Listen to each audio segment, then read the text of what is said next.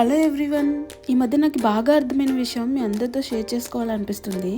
నేను కాలేజ్లో ఉన్నప్పుడు ఏదైనా ప్రోడక్ట్ కొనాలంటే అసలు ఆలోచించేదాన్ని కాదు. ఇన్ఫ్యాక్ట్ 10 రోజుల ముందే కొనిపెట్టుకునేదాన్ని.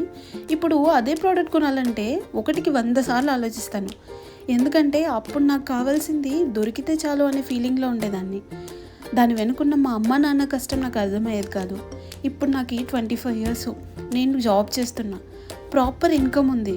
అయినా కానీ మంత్ ఎండ్ వచ్చేసరికి కరెంట్ బిల్లులు, ఈఎంఐస్, పర్సనల్ ఎక్స్పెన్సెస్ ఇవన్నీ అయిపోయాక బ్యాంక్ బ్యాలెన్స్ చూస్తే లిటరల్లీ చాలా బాధేస్తుంది.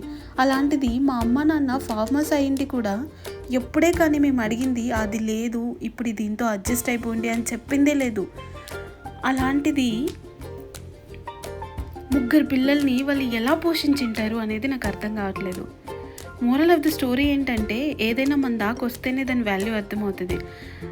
కొన్నిసార్లు మెచ్యూరిటీ అంటే ఎక్కువ సంపాదించడం కాదు, మన పేరెంట్స్ చేసిన సాక్రిఫైసెస్ని గుర్తించి అప్రిషియేట్ చేయడం.